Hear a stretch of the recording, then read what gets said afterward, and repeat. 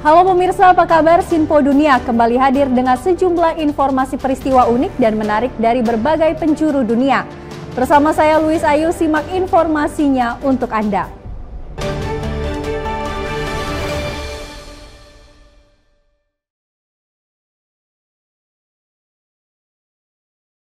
Pemirsa, kita awali berita pertama. Walau ditangguhkan 30 hari, penerapan tarif 25% terhadap Meksiko dan Kanada menimbulkan kecemasan. Tidak hanya konsumen Amerika yang takut harga barang pokok semakin mencekik, tetapi juga produsen yang khawatir akan disrupsi rantai pasokan.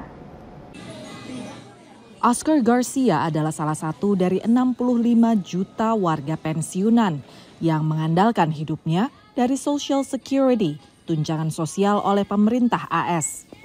Selagi melihat-lihat harga di supermarket, ia khawatir kebijakan tarif yang direncanakan pemerintahan Presiden Trump akan segera berdampak pada hidupnya.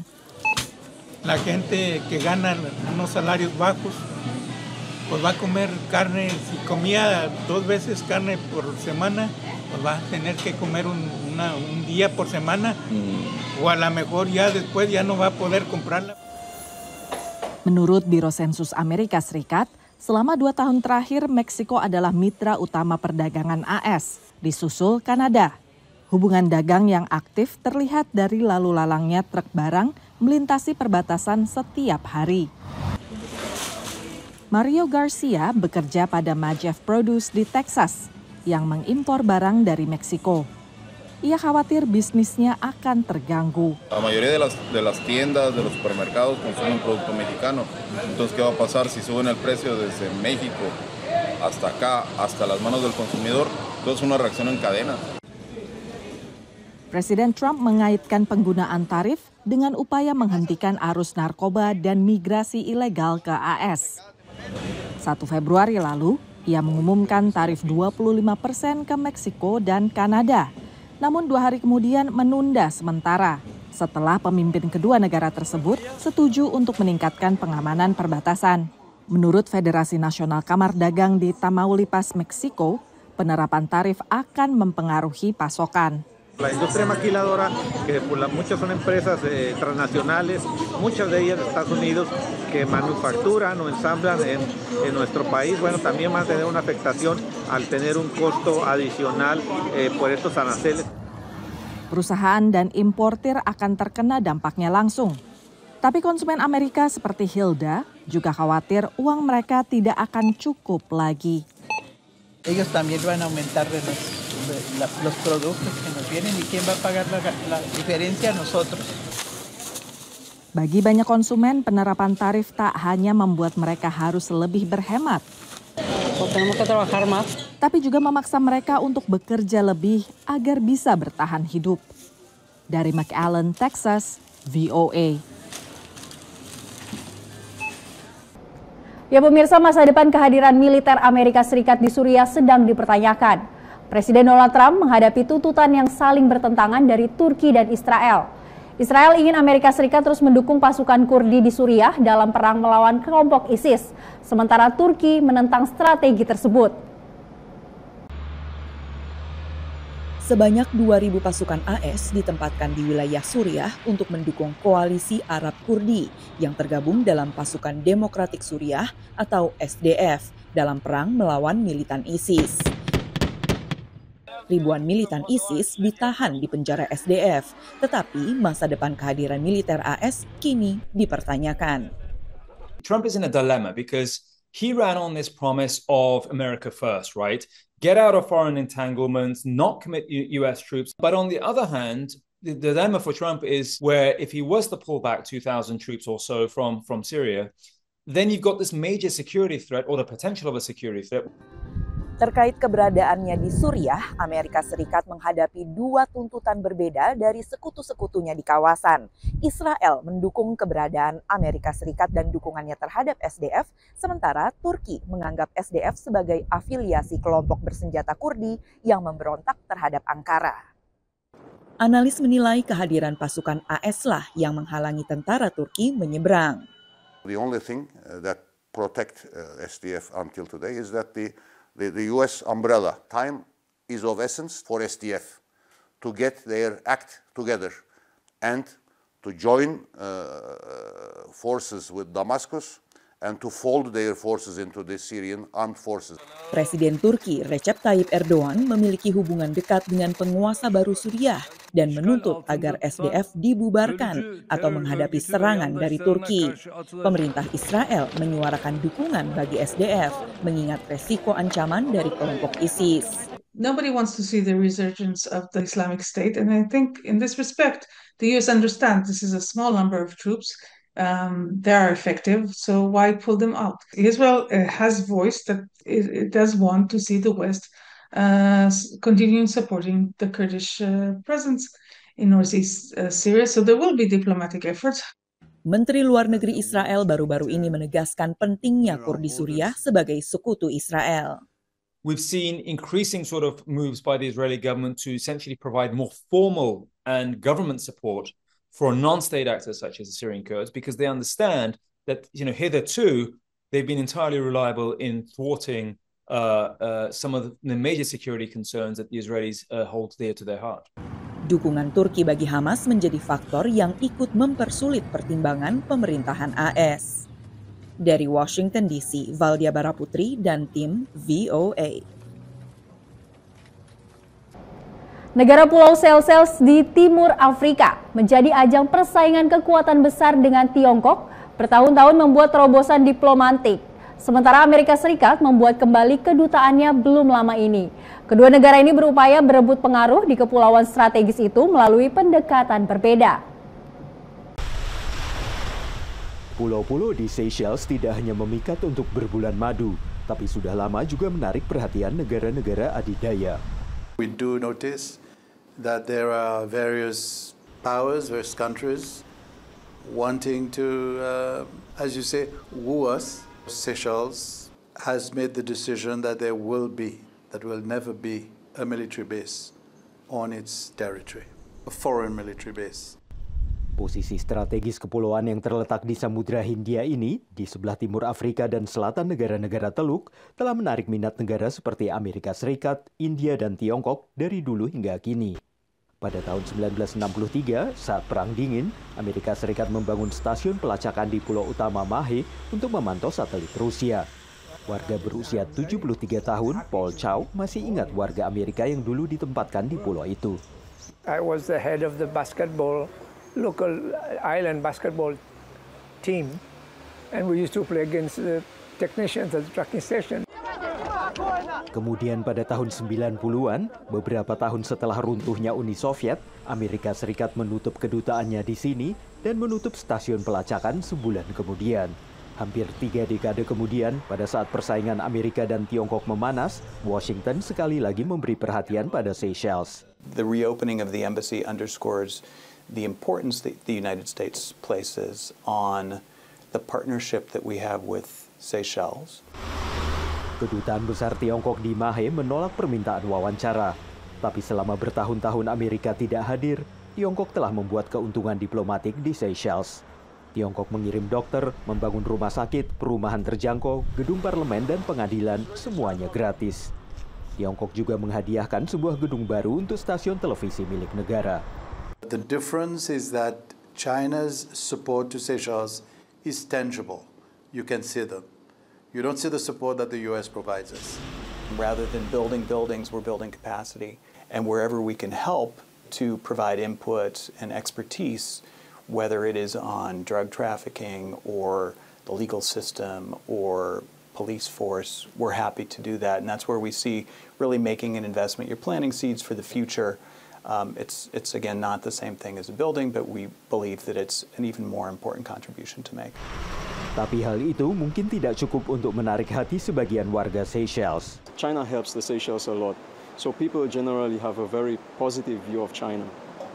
But whereas maybe the US, they left back in the 90s, so we don't really get in touch with Americans that much. Saat sejumlah warga khawatir negara mereka dipakai sebagai pion dalam permainan kekuatan geopolitik, posisi Presiden Wavel Ramkalawan jelas. Seychelles is not part of this.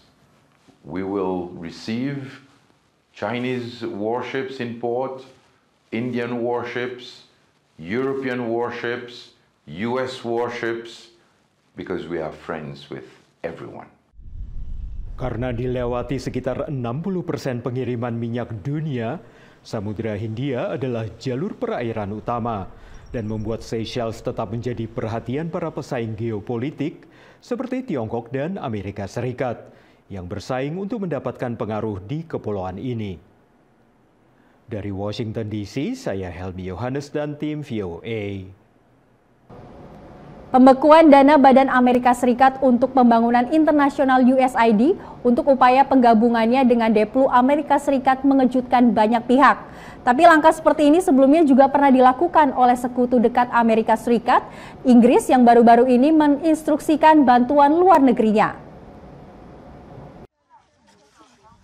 Perdebatan soal Badan AS untuk Pembangunan Internasional atau USAID mirip dengan yang sebelumnya terjadi di Inggris. Pada 2020, Perdana Menteri saat itu, Boris Johnson, menggabungkan Departemen Pembangunan Internasional atau DFID dengan Kemlu. This will unite our aid with our diplomacy and bring them together in our international effort. The Foreign Secretary will be empowered to decide which countries receive or cease to receive British aid while delivering a single UK strategy for each country. Langkah Johnson sesuai dengan posisi partainya, Partai Konservatif yang skeptis terhadap pembelanjaan untuk bantuan luar negeri. Not always kind of aligned with what he thought the UK's foreign policy priorities should be. I think there was definitely a sense among those on the right of UK politics that DFID was kind of, a bit too big for its boots perhaps, or needed better oversight. Tapi langkah pemerintah Johnson mengejutkan penerima bantuan. Pada 2020, pembelanjaan Inggris untuk bantuan luar negeri juga diturunkan dari 0,7% produk domestik bruto ke 0,5%. Penyaluran bantuan juga dialihkan sesuai dengan pertimbangan geopolitis. There was more attention being paid to trying to outcompete, let's say, China or Russia, particularly in Asia Pacific, trying to upscale investment in these regions, where historically aid had been much more focused on Africa. Kemlu Inggris yang sebelumnya bernama Foreign and Commonwealth Office atau FCO sejak penggabungan DFID lalu menjadi Foreign Commonwealth and Development Office atau FCDO.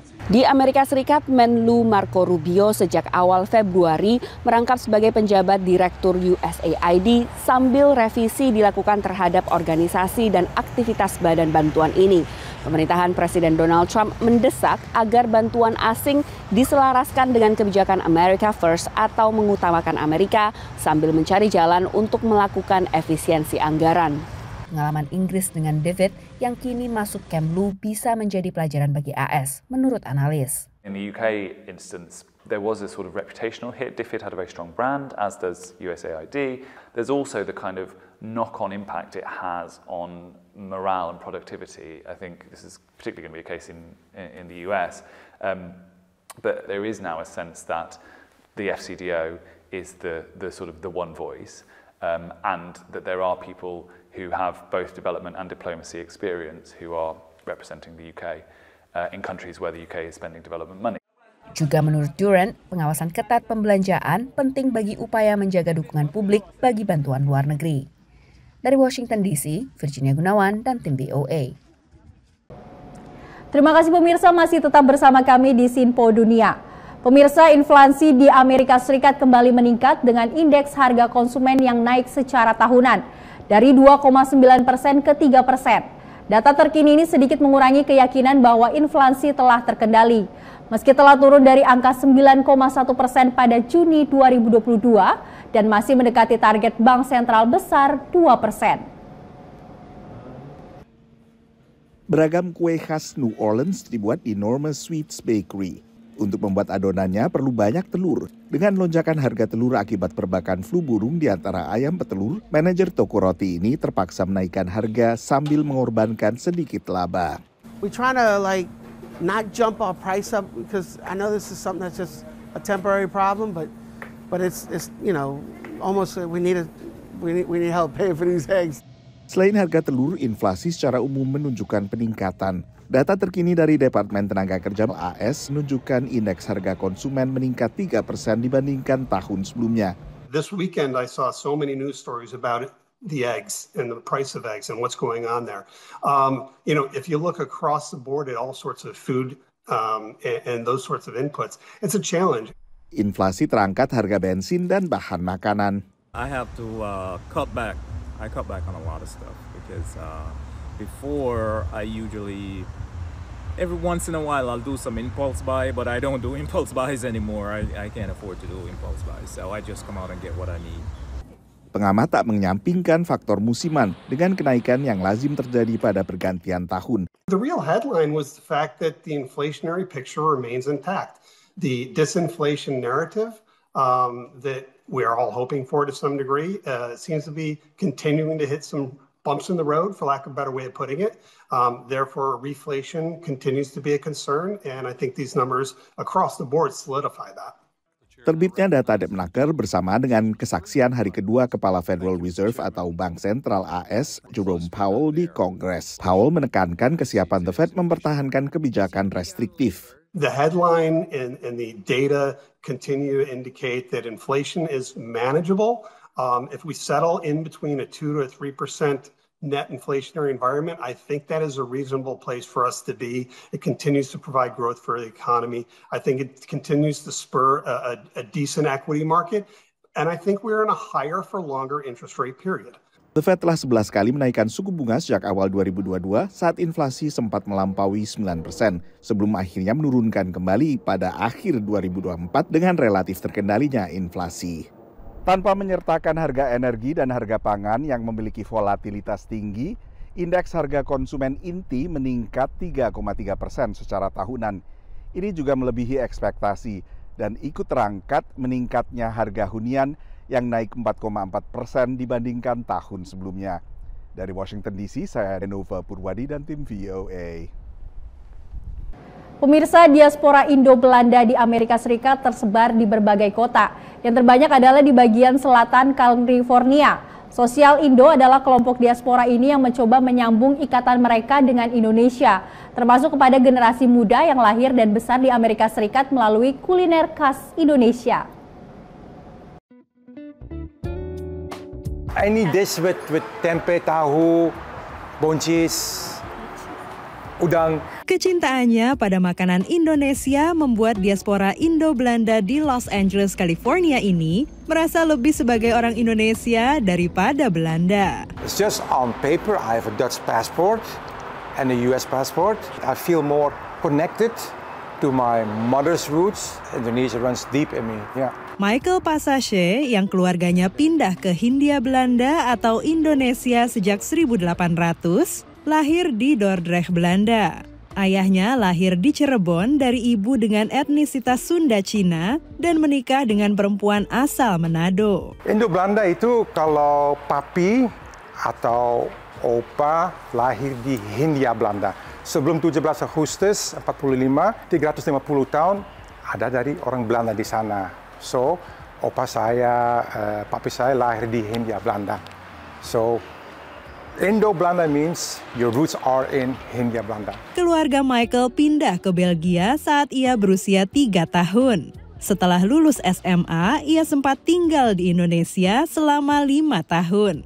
Tahun 2002, Michael pindah ke Amerika Serikat, menetap di bagian selatan California atau SoCal yang memiliki komunitas diaspora Indo-Belanda cukup besar. There is the biggest group of Dutch Indo people outside of the Netherlands lives in Southern California. I think the last time that I heard of, it's 250,000 or more. Yeah. Michael yang memiliki usaha dealership mobil bekas kerap disangka bukan keturunan Belanda. My ethnicity is very confusing here in Southern California because you have a huge group of Latin American people. So I look like one, but when they hear me speaking, they don't hear the English-Spanish accent. Melalui platform media sosial SoCal Indo, sejak 2012, Michael mencoba memperkenalkan identitas Indo-Belanda. SoCal Indo juga menjadi wadah bagi komunitas ini untuk menyambung kembali ikatan mereka dengan Indonesia. So I get a lot of messages from, hey, I am blah, blah, blah, I am 18 years old and I would like to know more about my Dutch-Indonesian. Mereka rutin berkumpul dan terhubung kembali dengan Indonesia, terutama melalui makanan. Ini pula yang dilakukan oleh DC Dutch, komunitas diaspora Belanda di Washington DC area, yang kerap datang ke restoran Indonesia ini, seperti dijelaskan Robert Snip. That is just the best thing that we can do as a Dutch organization towards our Indonesian heritage and history that we have. And I think it's a good thing to preserve your history, especially if it's a history that you used to have with another country. Bagi diaspora Indo-Belanda ini, Indonesia adalah bagian budaya dan sejarah mereka yang ingin dipertahankan serta diturunkan ke generasi berikutnya. Dari Los Angeles, California dan Washington DC, tim VOA.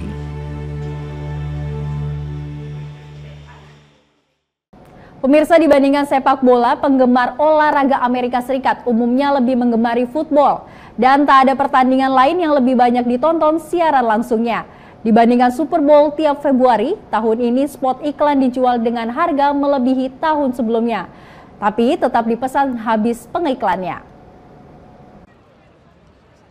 Penggemar football berdatangan ke New Orleans, negara bagian Louisiana, guna menyaksikan langsung pertandingan puncak Super Bowl yang untuk ke-11 kalinya diselenggarakan di kota ini. New Orleans is just an amazing host city. I mean, you could just feel it around here. They really put their stamp on it, better than probably any other city can. Selain puluhan ribu orang di Stadion Caesars Superdome, 100 juta lebih warga di penjuru Amerika Serikat harus puas menyaksikan lewat TV saja. Selain pertandingan dan pertunjukan musik di sela pertandingan, satu yang ditunggu-tunggu adalah beragam iklan saat siaran langsung. So with respect to goals of Super Bowl ads, generally speaking, there are two broad goals that you can have, of course, besides sales in advertising. One might be reach and one might be frequency. So the advertising with the Super Bowl is wonderful for that first goal of reach because there are very few examples where we can generate a dedicated audience that is there with their eyeballs willing to engage with that brand during that time in real time. Setiap tahunnya siaran langsung Super Bowl menjadi siaran langsung TV yang paling banyak penontonnya. Karena itu perusahaan-perusahaan yang memasang iklan rela membayar mahal. So this is the first year that we've seen an ad go for $8 million for a 30-second spot. And one of the reasons that it keeps increasing, partly is the audience keeps increasing. We know people are staying tuned in, they're engaging, but also this halo effect. So if you have 30 seconds in the Super Bowl, you know that people are going to be talking about it on social. You know that every media brand out there is going to be talking about it and covering it. Proses produksi juga lebih mahal, sering melibatkan aktor Hollywood dan tokoh terkenal lainnya. Seperti iklan layanan antar makanan Uber Eats dibintangi Matthew McConaughey dan Ratu Kuliner Martha Stewart. Lalu celebrity chef Gordon Ramsay bersama aktor komedi Pete Davidson untuk iklan produsen panci Hexclad. Listen, $8 million is a lot of money for a corporation, but there is no better moment to get your brand messaging or awareness out there. This is one of the few moments left where people tune in. It's appointment television viewing. The audience is huge and it's growing. It's also a moment where people are actually excited to watch the commercials. They're not leaving the room. They're not fast forwarding through them. So you really have a captive audience and a huge audience at that. Meski menjadi spot iklan termahal, seluruh spot iklan untuk Super Bowl tahun ini sudah habis terjual pada November lalu.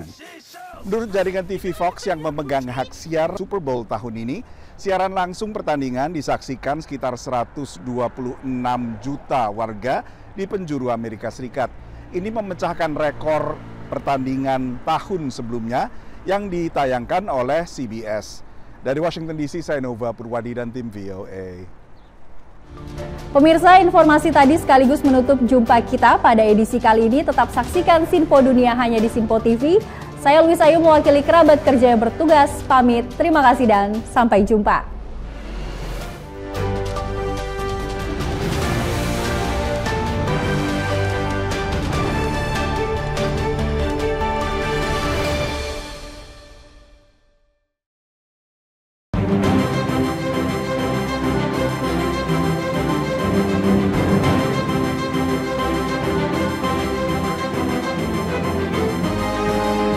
Simple TV, News, Sport, Entertainment.